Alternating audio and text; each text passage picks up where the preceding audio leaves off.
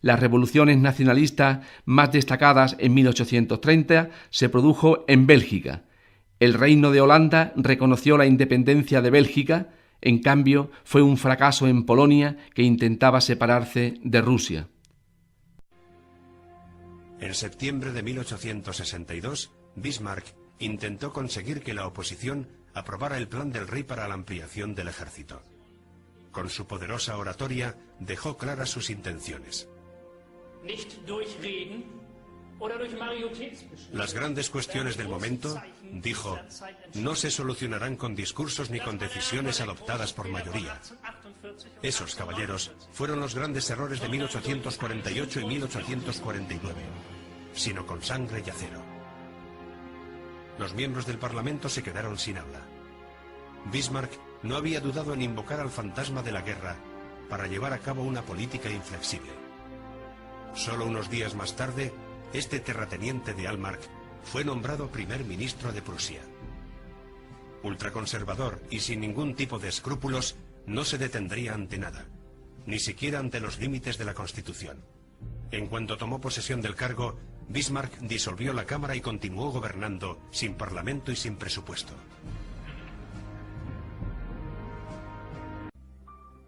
Prusia se vio inmersa en un periodo de represión política. Casi 1000 funcionarios públicos críticos con el gobierno fueron sancionados o despedidos. Los oponentes políticos fueron perseguidos. Bismarck fue primer ministro durante 2 años antes de meter al rey en su primera guerra.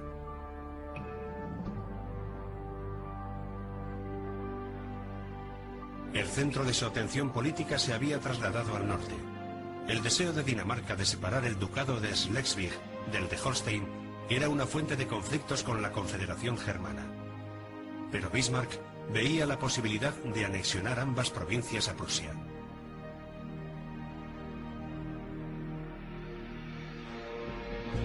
La estrategia de Bismarck pasaba por conseguir el apoyo de Austria.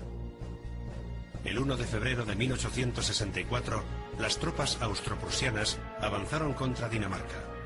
Se produjo una breve pero feroz batalla, donde ambas partes sufrieron grandes pérdidas. El bien pertrechado ejército prusiano demostró ser muy superior al danés. 9 meses más tarde, el rey danés se vio obligado a aceptar la paz en los términos dictados por Bismarck.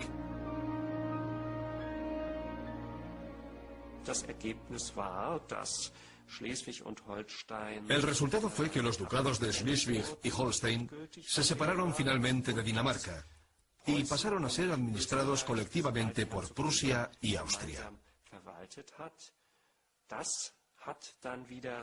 Eso no tardó en causar tensiones entre ambas potencias y desacuerdos sobre cómo debían administrarse esos estados, lo que condujo a la siguiente guerra. Los desacuerdos fueron en aumento, y Prusia y Austria se declararon al fin la guerra. En 3 semanas el ejército prusiano alcanzó una victoria decisiva. 400.000 soldados se enfrentaron en Königgrätz, donde Austria perdió 44.000 hombres. Guillermo I había ganado y quería entrar en Viena para humillar al Kaiser Francisco José y arrebatarle Bohemia. La victoria de Königgrätz se convirtió en el triunfo de Bismarck. Prusia se había anexionado Hannover, Schleswig-Holstein, Hesse, Nassau y la ciudad de Frankfurt. Bismarck fue aclamado en Berlín como un héroe nacional.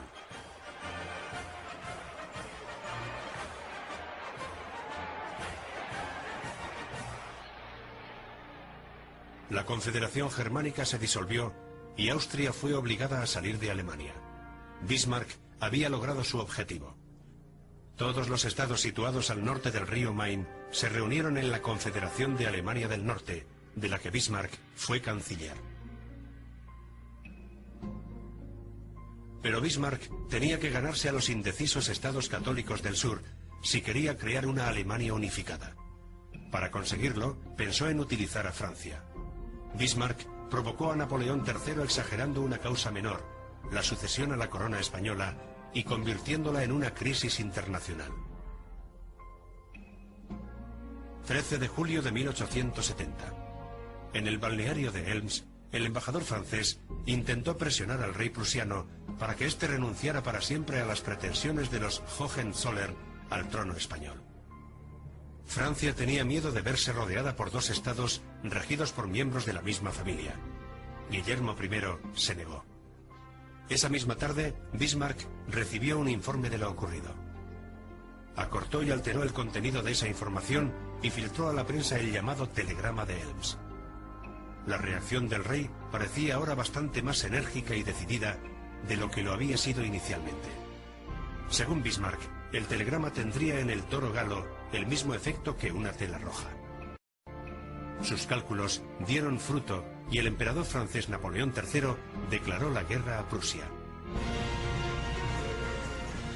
Como había anticipado Bismarck, Francia se había convertido en el país agresor.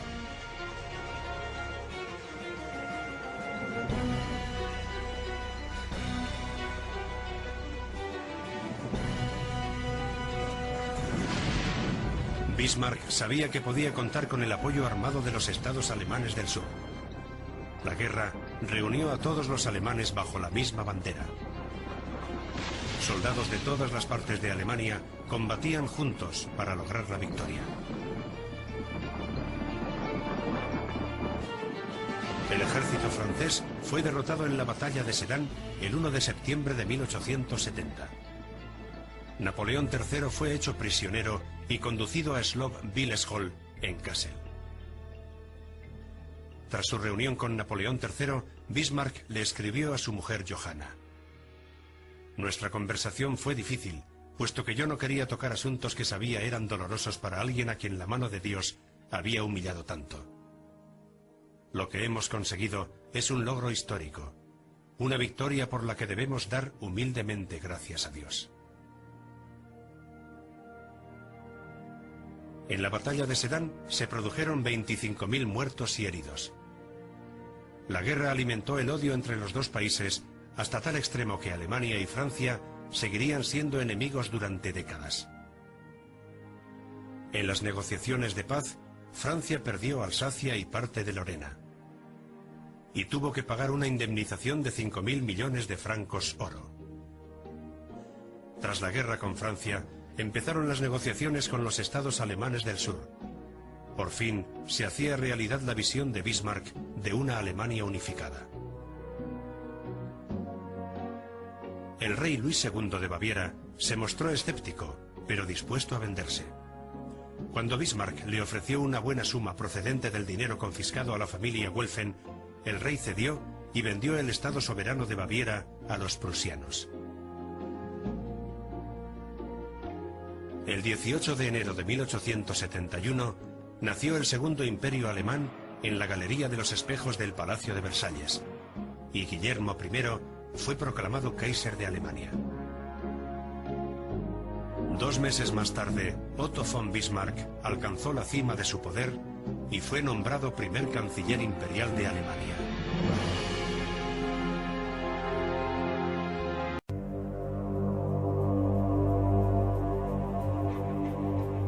El sentimiento nacionalista que provocó el desmembramiento del Imperio Otomano en Estados-nación independientes también actuó como fuerza unificadora.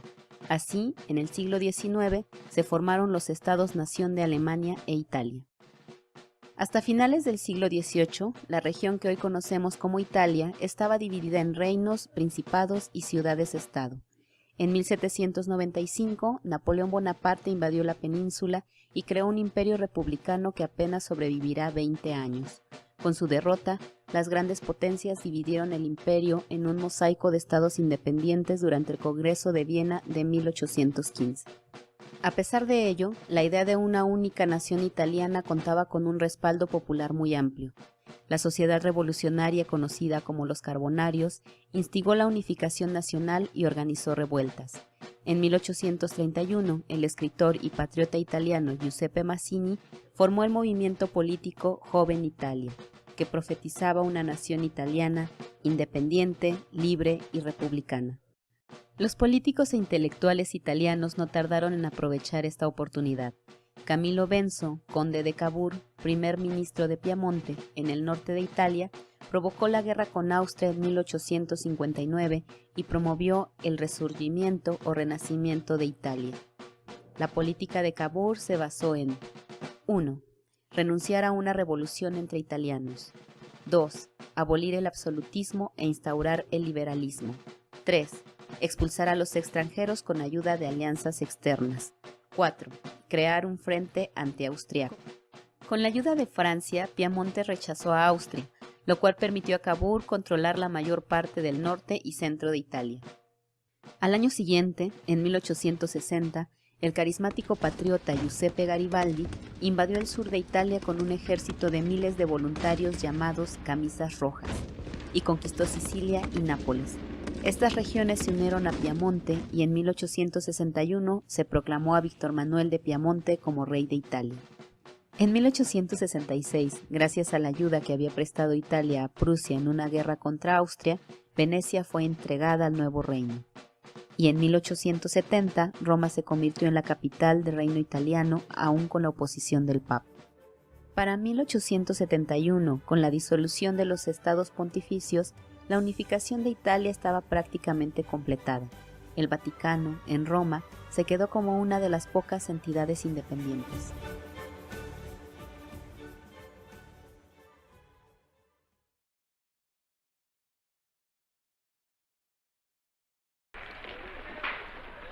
Los griegos fueron los primeros en cuestionar el yugo otomano. En 1821 estalló una revuelta. Muy pronto se convirtió en una auténtica guerra de independencia. El sentimiento de una identidad griega existía mucho antes de que comenzara el siglo XIX. Se fundamentaba en la herencia de la Grecia antigua y sobre todo en la religión cristiana ortodoxa.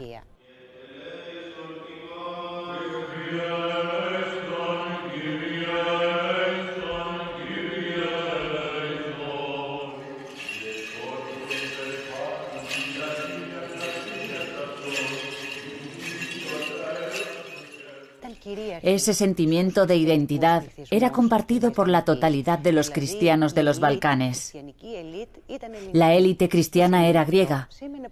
Hasta finales del siglo XIX, todos los cristianos de los Balcanes, independientemente de su lengua, tenían el mismo jefe espiritual, el patriarca griego ortodoxo de Constantinopla.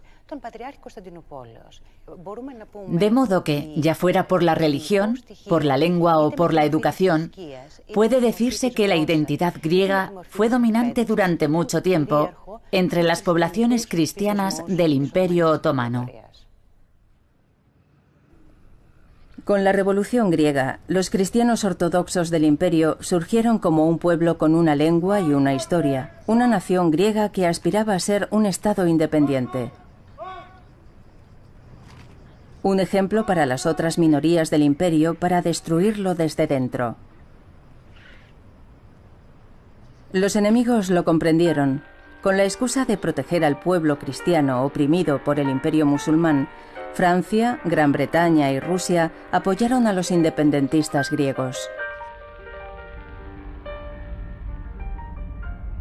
Todos querían los territorios otomanos, tanto en Europa como en Oriente.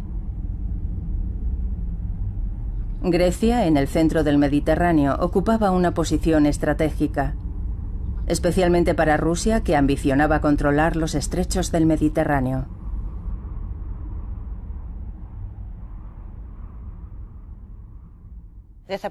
No podemos olvidar que las potencias extranjeras competían en la zona. Los intereses de Francia, Gran Bretaña y Rusia se oponían casi siempre.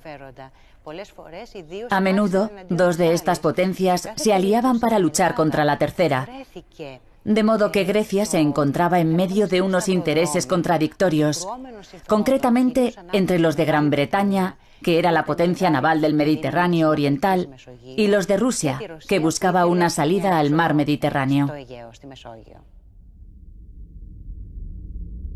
En 1829, Francia, Gran Bretaña y Rusia negociaron en Londres la independencia de Grecia.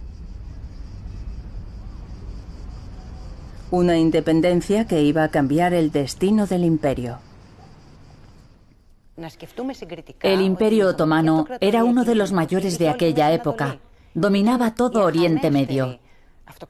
Desde el punto de vista territorial, la pérdida de la Grecia continental y del Peloponeso era insignificante. Pero simbólicamente era muy importante. Supuso el inicio de las insurrecciones que marcaron todo el siglo XIX e hicieron que el Imperio Otomano perdiera los Balcanes.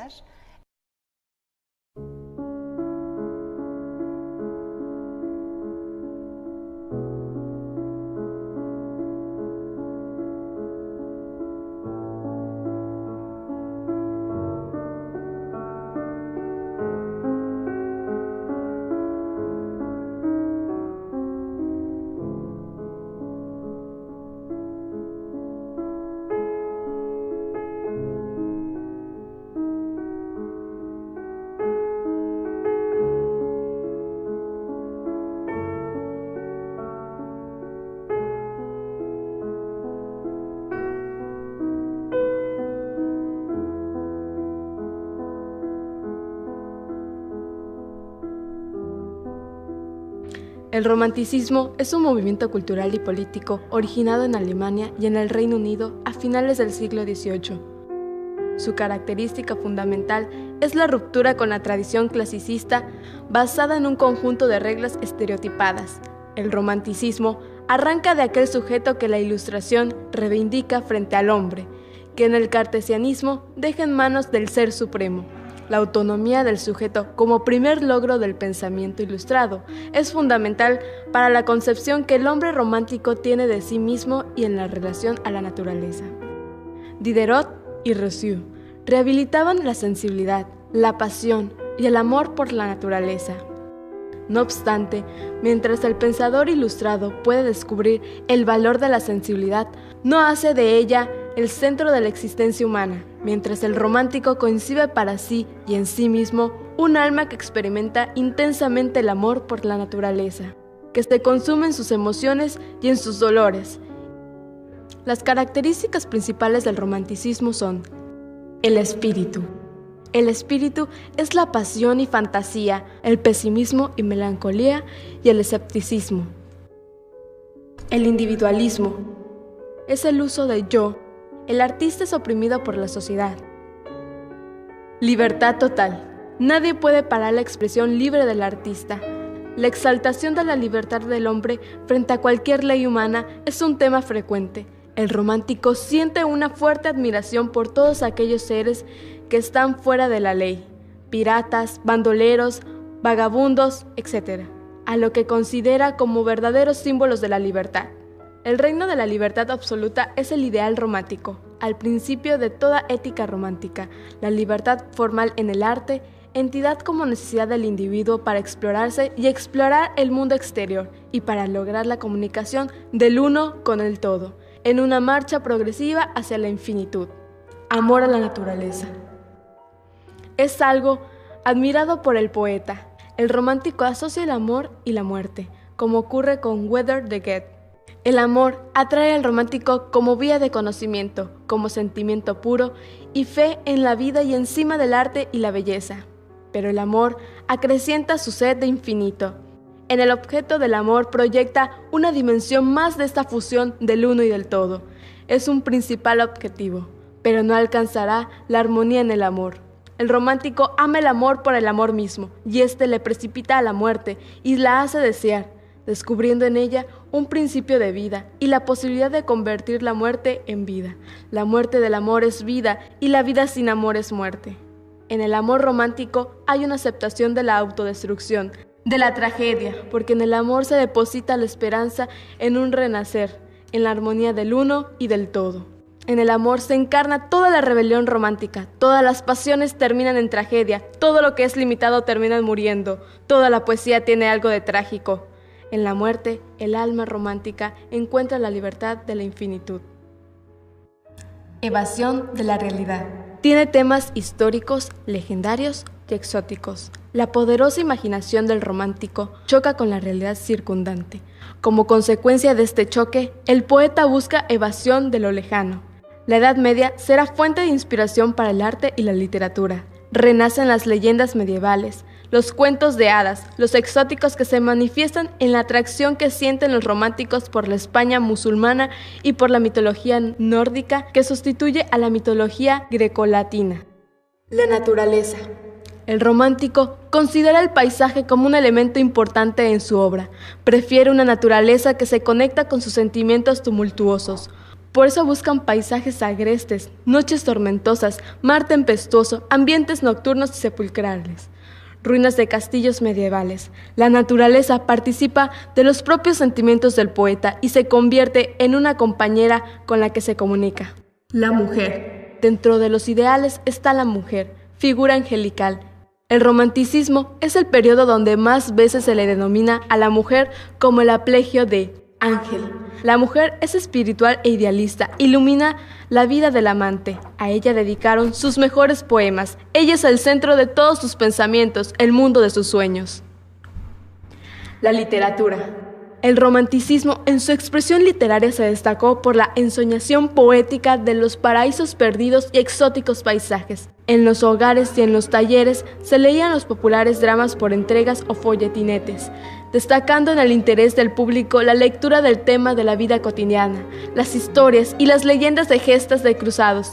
También empezó a aparecer en el primer tercio del siglo XIX un tipo de literatura que se denominó costumbrista. Ese estilo ha vertido su expresión más popular en la descripción de los ritos familiares, la danza, el cante y la tauromaquia. Autores. Los autores importantes fueron Johann Wolfgang von Goethe, Friedrich Schiller y Ludwig van Beethoven. Goethe, escritor alemán, nacido en el seno de una familia burguesa. Su padre se encargó personalmente de su educación y en 1765 inició los estudios de Derecho en Leipzig, aunque una enfermedad le obligó a regresar a Frankfurt. Una vez recuperada la salud, se trasladó a Estrasburgo para proseguir sus estudios. Fue este un periodo decisivo, ya que él se produjo un cambio radical en su orientación poética. Frecuentó los círculos literarios y artísticos del Sturm und Drang. Conoció a Herder, quien lo invitó a descubrir a Homero, Ossian, Shakespeare y la poesía popular. Fruto de estas influencias, abandonó definitivamente el estilo rococó de sus comienzos y escribió varias obras que iniciaban una nueva poética, entre ellas canciones de Cecil Hiem, poesías líricas de tono sencillo y espontáneo, y sobre la arquitectura alemana, 1773, himno en prosa dedicado al arquitecto de la Catedral de Estrasburgo y que inauguró el culto al genio. Y en 1772 se trasladó a Wetzlar, sede del Tribunal Imperial, donde conoció a Charlotte Boff, prometida de su amigo Kestner, de la cual se prendó. Esa pasión frustrada inspiró su primera novela, Los sufrimientos del joven Werther, obra que causó furor en toda Europa y que constituyó la novela paradigmática del nuevo movimiento que estaba naciendo en Alemania y el romanticismo. De vuelta en Frankfurt, escribió algunos dramas teatrales menores e inició la composición de sus obras más ambiciosas, Fausto, en la que trabajaría hasta su muerte. En ella la recreación del mito literario del pacto del sabio con el diablo sirve a una amplia alegoría de la humanidad, en la cual se refleja la transición del autor desde el romanticismo hasta el personal clasicismo de su última etapa. En 1774, aún en Frankfurt, anunció su compromiso matrimonial con Lili Schumann, aunque rompió el noviazgo 2 años más tarde. Tras aceptar el puesto de consejero del duque Carlos Augusto, se trasladó a Weimar, donde estableció definitivamente su residencia. Fue uno de los grandes exponentes del romanticismo alemán. Su obra abarca todas las facetas de la literatura, con obras como Tempestad y Arrebato, Elegías Romanas, Viaje a Italia, Egmont, Tasso, Epigramas venecianos, su autobiografía y poesía y verdad, El gran legado, Fausto, que terminó un año antes de morir. Falleció en Weimar el 22 de marzo de 1832. Schiller, poeta, dramaturgo y filósofo alemán nacido en Marbach en 1759. Estudió medicina en Stuttgart, aunque su verdadera vocación siempre fue literaria. Después de prestar servicio militar, escribió una obra de teatro influida por las literaturas de Shakespeare y Rousseau, dedicándose desde entonces al ejército poético. vivió en varias ciudades alemanas, trabó amistad con Herder, Schiller, Wieland, Goethe y ejerció la cátedra de Historia en la Universidad de Jena hasta 1799. Se destacaron de su obra Ensayos sobre la relación entre la naturaleza y la espiritualidad del hombre, en 1785. El teatro como institución moral, en 1785. El arte trágico, en 1791. De la gracia y la dignidad, en 1793. De lo sublime, en 1793. Carta sobre la educación estética del hombre, en 1795, y de la poesía ingenua y sentimental, en 1796. Falleció en Weimar en 1805. Beethoven, compositor alemán, nacido en el seno de una familia de origen flamenco. Su padre, ante las evidentes cualidades para la música que demostraba el pequeño Beethoven, intentó hacer de él un segundo Mozart, aunque con escaso éxito. La verdadera vocación musical de Beethoven no comenzó en realidad hasta 1779, cuando entró en contacto con el organista Christian Gotthardt, quien se convirtió en su maestro. Él fue, por ejemplo, quien le introdujo en el estudio de Bach, músico al que Beethoven siempre profesaría una profunda devoción. Y en 1787, Beethoven realizó su primer viaje a Viena, con el propósito de recibir las clases de Mozart. Sin embargo, la enfermedad y el posterior deceso de su madre le obligaron a regresar a la ciudad natal pocas semanas después de su llegada, y en 1792 Beethoven viajó de nuevo a la capital austriaca. Su carrera como intérprete quedó bruscamente interrumpida a consecuencia de la sordera, que comenzó a afectar a partir de 1796 y que desde 1815 le privó por completo de la facultad auditiva. Los últimos años de la vida de Beethoven estuvieron marcados también por la soledad, pese a lo cual prosiguió su labor compositiva e incluso fue la época en que creó sus obras más impresionantes y avanzadas. La tradición divide la carrera de Beethoven en tres grandes periodos creativos o estilos. La primera época abarca las composiciones escritas hasta 1800, caracterizadas por seguir de cerca el modelo establecido por Mozart y Haydn. El clasicismo en general, sin excesivas innovaciones o rasgos personales a este periodo, pertenecen a obras como el célebre Séptimo y sus dos primeros conciertos de piano. Una segunda manera o estilo abarca desde 1801 hasta 1814, periodo que puede considerarse de madurez con obras plenamente originales en las que Ludwig van Beethoven hace gala de un dominio absoluto de la forma y la expresión. La ópera Fidelio, sus 8 primeras sinfonías, sus 3 últimos conciertos para piano, el concierto para violín. La tercera etapa comprende hasta la muerte del músico y está nominada por sus obras más innovadoras y personales, incomprendidas en su tiempo por la novedad de su lenguaje armónico y su forma poco convencional. La Sinfonía 9, la Missa Solemnis y los últimos cuartetos de cuerda y sonatas para piano representan la culminación de este periodo y el estilo de Beethoven.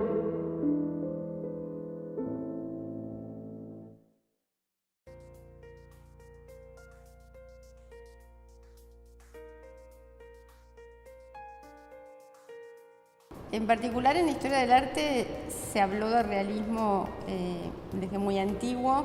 Calculo yo que, por ejemplo, cuando se hablaban de la pintura griega y su mímesis, de cómo se parece lo que se representa a la realidad, se estaba hablando de una forma de realismo. Ahora, en términos modernos, es en 1850 que Courbet desarrolla su teoría, su definición del realismo, y desde allí se considera entonces al realismo moderno a partir de esta visión, en la cual él dice que el realismo o la representación realista es aquella que no toma distancia respecto del momento en el cual se realiza el cuadro. O sea, el pintor realista pinta su momento, su propio momento, sin distancia. Ahora bien, en los 70 hubo distintos resurgimientos de la visión realista, una de ellas la de Héctor Joffre, que plantea una visión particular que él llama realismo de las esencias o realismo que supera la percepción y que tiene que ver entonces con no tomar solamente la realidad desde una perspectiva de copia de la mímesis, sino tomara la realidad como un sistema de signos. Ese sistema de signos es lo que él intenta develar en cada una de sus pinturas. Cada uno de nosotros que somos sujetos, somos uno, un sujeto. Y todo lo demás, incluyendo las demás personas, es el mundo de los objetos o el objeto, del cual el sujeto no tiene conocimiento. Lo percibe a través de los sentidos, del tacto, de la vista, del oído, del olfato, del gusto. Todo le dice que hay un mundo de objetos y esos datos le dan ciertas características de los objetos, pero lo que no conocemos es la realidad de los objetos, que son en realidad. Entonces, nos dirigimos hacia el objeto para descubrir esa realidad. Se lo llama realismo a todo lo que hace el sujeto para indagar o tratar de descubrir la realidad del objeto. Una actitud más que una técnica que está relacionada con incorporar determinados datos de la realidad dentro de una obra que puede ser figurativa, abstracta, puede ser pintura, puede ser una performance, es decir, está más relacionada, si se quiere, a la idea de lograr un verosímil que a la idea de lograr una copia que establezca una identidad visual y material con el objeto de la representación. En principio y en términos de definición, uno tiene que pensar el realismo como un principio que dice que las cosas existen en sí y que de alguna manera esas cosas pueden ser conocidas objetivamente. En algún punto me parece que también que habría que revisar la formulación de la pregunta, porque el verbo ser ahí es problemático.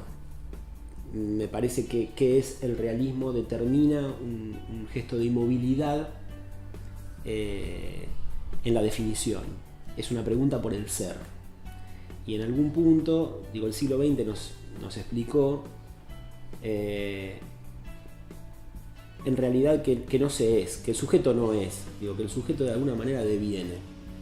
Y nos permite esa situación, pensar en el devenir realista, pensar en una lógica que tenga que ver con, en un punto, el devenir del realismo como una instancia de transformación, pero al mismo tiempo observar que las formas realistas devienen inesperadamente en otras formas. Liberarnos de la pregunta por el ser nos permite tratar efectivamente de comprender diversas instancias del realismo, se nos presenten a nosotros como un modo de conocimiento. Bueno, y hay un realismo, es una manera de decir, hay muchos realismos, porque hay muchos intentos diversos que hace el sujeto para tratar de descubrir, de indagar, de visualizar o de conocer la realidad del objeto. Es real todo aquello que podemos objetivar, porque el sujeto necesita sacar, poner por fuera y percibir objetivamente, o sea, como objeto, para poder analizar, para poder comprender. Ahora, cuando el sujeto se dirige hacia la realidad, tiene conciencia, a veces,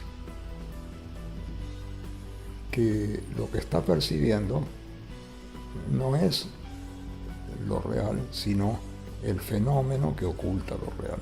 Hay una realidad fenoménica.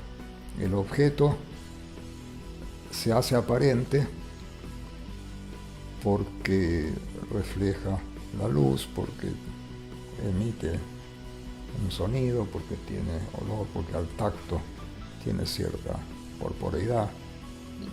Pero ese dato que nos dan los sentidos es incompleto. En algunos casos, el pintor ha supuesto que lo real es eso que ve y que no hay más que hablar, que se trata simplemente de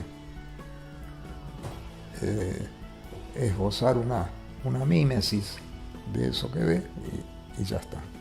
En algún punto uno podría decir, digo, si uno lo lee en términos nominalistas, que el realismo es una trampa, tan tramposa como otros sistemas de representación.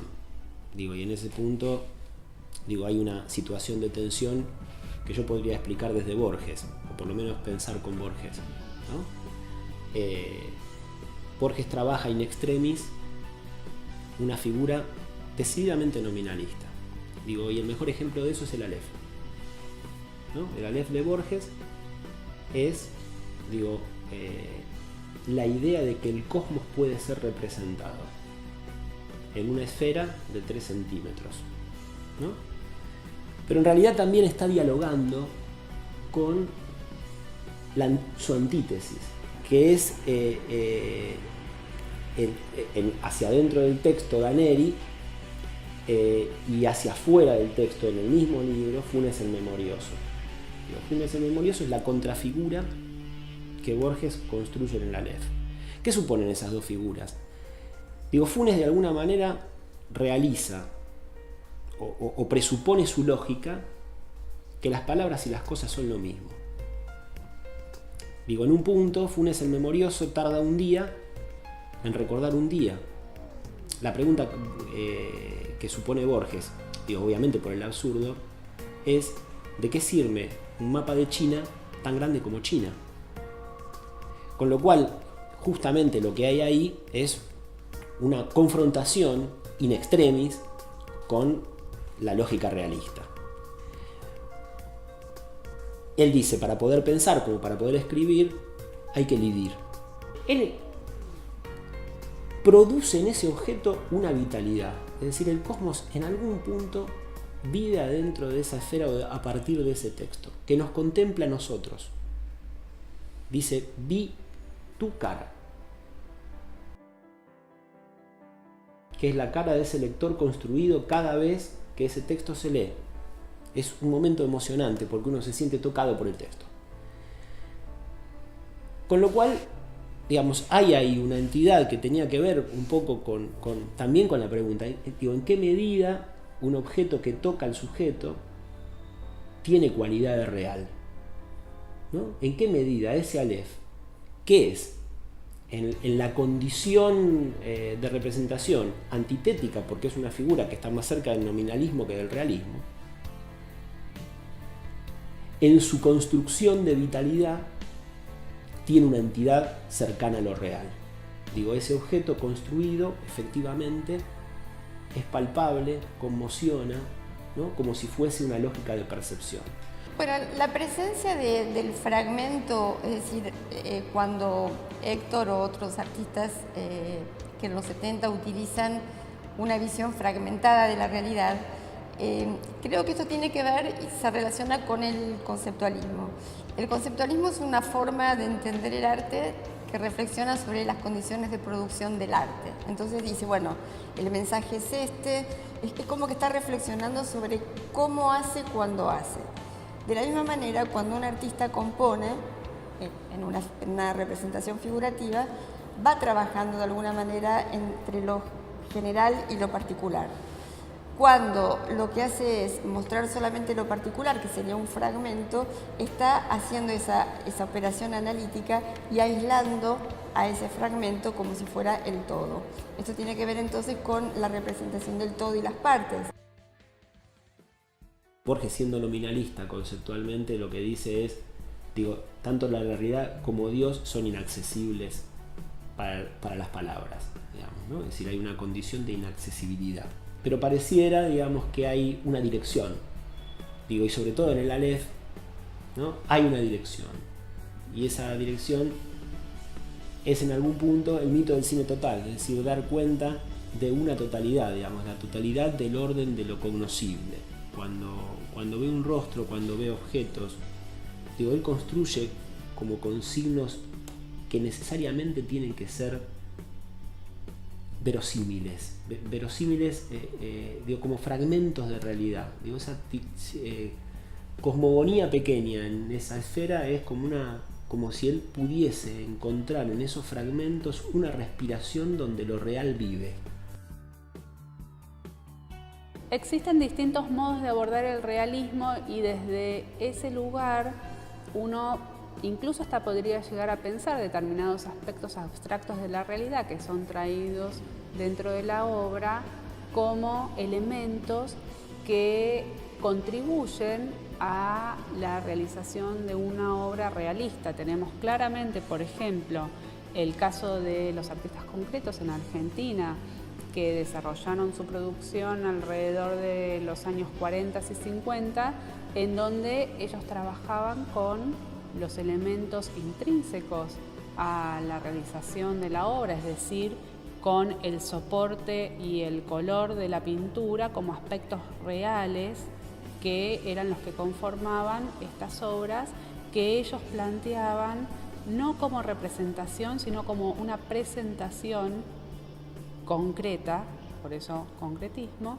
de su obra. Si uno se pregunta si la abstracción puede ser realista, bueno, hay también entonces una serie de instancias históricas para recordar, como por ejemplo el manifiesto realista ruso, en el cual se nombra como realidad a lo que son las formas ideales de la geometría. We say, space and time are reborn to us today. Space and time are the only forms on which life is built and hence art must be constructed. Y esto entonces es como el realismo absoluto, porque no es un realismo que dependa de otro objeto para existir, sino que su existencia es concreta en sí misma. A eso entonces también, a ese tipo de abstracción es lo que podríamos relacionarlo con el realismo.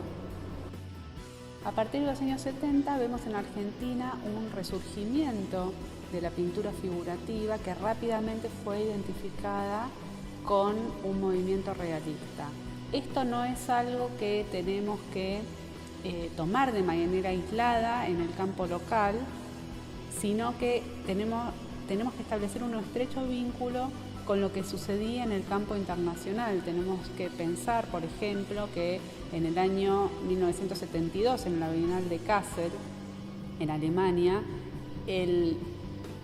la enorme visibilidad, la enorme atención que recibió la pintura figurativa por parte de la crítica es la que da, si se quiere, el puntapié inicial para el enorme auge de la pintura y de la pintura realista a nivel internacional en los años 70. Ahora, lo que sucede es que en Argentina ese abordaje del realismo tuvo una serie de elementos que le son propios, ya sea por la trayectoria de los mismos artistas o por el particular momento económico, social y político por el que atravesó el país en esos años. Más allá del contexto sociocultural al que estoy haciendo mención, también tenemos que entender que a partir de los años 60 la idea del realismo había sufrido toda una serie de modificaciones relacionados con la emergencia de las nuevas estéticas vanguardistas que se dan en esa época. Es decir, en los años 60 el pop, por ejemplo, se piensa como una nueva manera de realismo.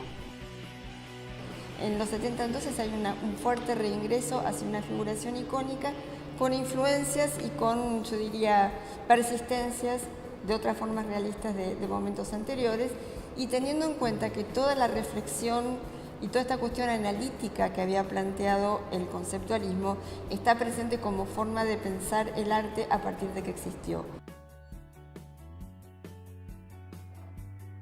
Para la mayoría, inclusive para muchos de nosotros, real es aquello que vemos a través de la televisión, es aquello que vemos a través del cine, es aquello que vemos en la fotografía. Lo real, objetivo, es como desaparecido, se ha cubierto de una bruma. Vemos la realidad a través de los medios. Los medios han tomado una importancia descomunal, son como un ojo más que permite que la gente vea. Y de allí surge entonces el fotorrealismo, que se llama hiperrealismo, que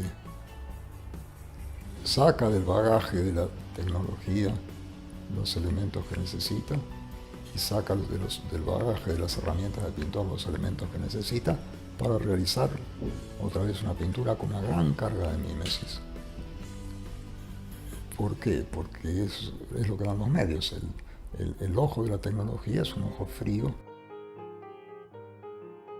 La primera apariencia del cinematógrafo cumple con ese proyecto, que es dar cuenta de la realidad tal cual es. Digo, lo primero que se observa en el cinematógrafo Lumière es, en apariencia, la idea de que la realidad ha sido alcanzada.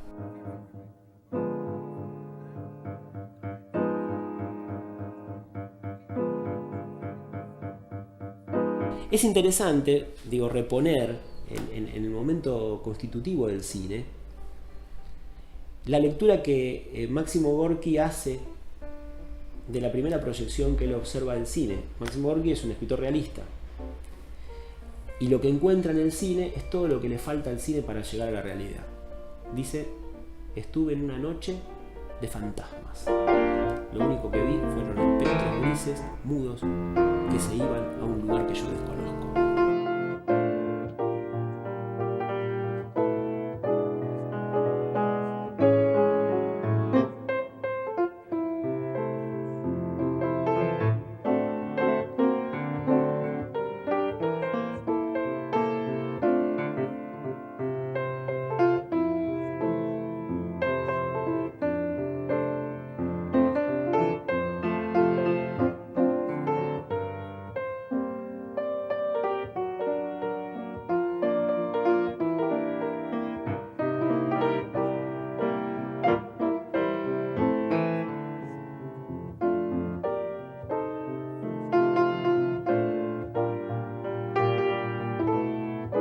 En ese momento parecía que efectivamente la realidad había sido alcanzada por el dispositivo tecnológico, que entre la fotografía y el cine había podido, las cosas podían ser capturadas. Benjamin, cuando en su ya tan citado artículo de la obra de arte en la época de la reproducción mecánica habla de esa condición, justamente, digo, pone en tensión la relación entre ese dispositivo tecnológico y aquello que es la obra de arte como cosa. Digo como cosa porque no es solamente un problema de representación.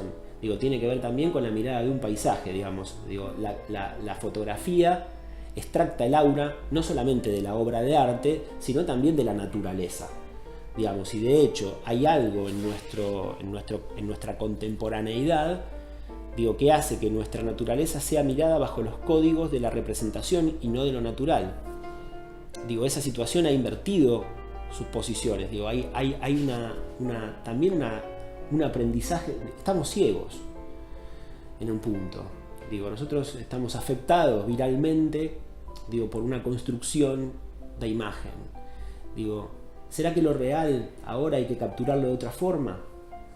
Digo, porque también hay una transformación de los sentidos dominantes, ¿no? Es decir, necesariamente es porque el realismo está concebido a partir de una perspectiva que es visual, digo, una concepción visual, digo, que tiene que ver con la representación y con los dispositivos de representación donde es el ojo el sentido dominante, ¿no? En principio. Digo, pero el ojo ya no es el mismo. Digo, es el ojo el que también ha cambiado a lo largo del tiempo. Entonces, supuestamente ese ojo tiene una relación con lo natural o con lo real, digo, ya a esta altura borroneado desde nuestra definición del comienzo, pero no se sabe bien qué es, si nuestra percepción está plegada de una imagen sobre una imagen.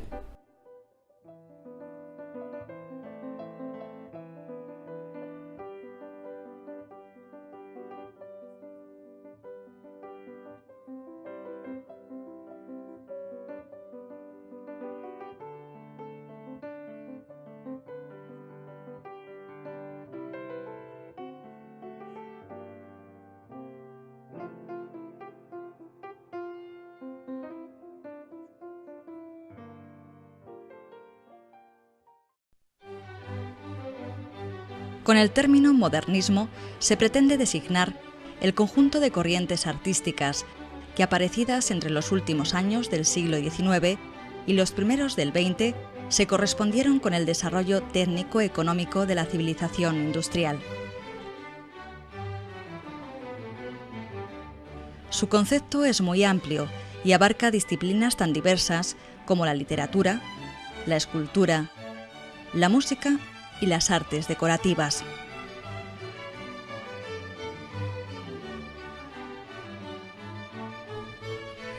El fenómeno modernista no fue exclusivo de Cataluña, sino que fue una manifestación generalizada en toda la Europa industrializada, con distinto nombre y con unas características propias, según los países en que fue adoptado.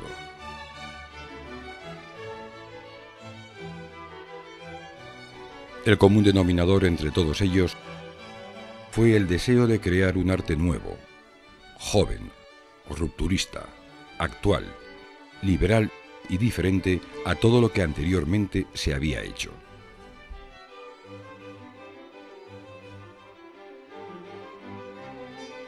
En España, la expansión industrial se retardó hasta bien entrado el siglo XIX. Dentro del conjunto español, únicamente Cataluña, gracias a su larga experiencia comercial y a poseer la infraestructura necesaria, se encontraba en situación de iniciar el proceso de renovación industrial.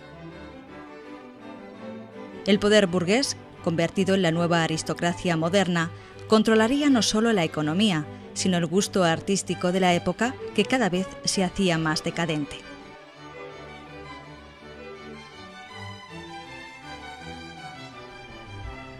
El término modernismo surgió espontáneamente para denominar la manera de entender la cultura y el arte de un grupo de intelectuales y artistas desde una perspectiva de la más estricta modernidad. Frecuentemente, sus coetáneos les tildaron de rebeldes provocadores por su postura abierta y liberal, unida a una cierta extravagancia en el vestir. Su objetivo fue regenerar la cultura catalana desde su propia catalanidad, para que asumiera categoría internacional y pudiera participar de la vanguardia europea.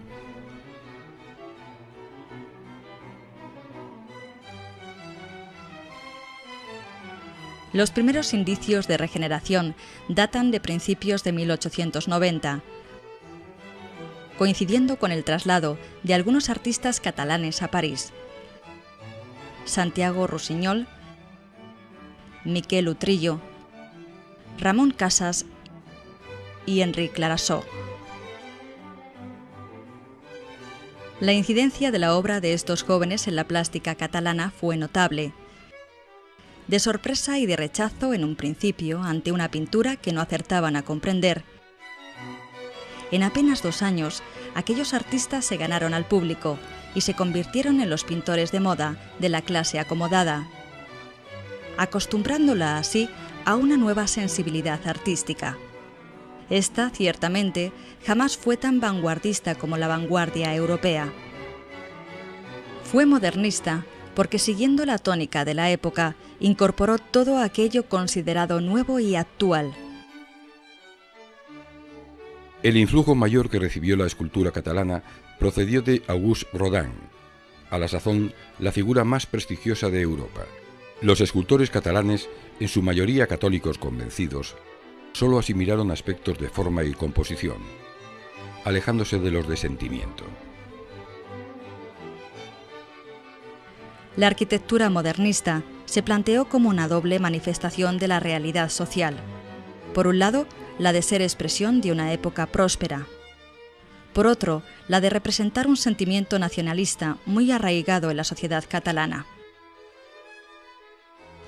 Elementos tomados del estilo gótico, el mudéjar de origen árabe o el barroco ayudaron, junto a la utilización de nuevos materiales para la construcción, como el hierro, cristal, hormigón, a formular una arquitectura personal y propia de Cataluña.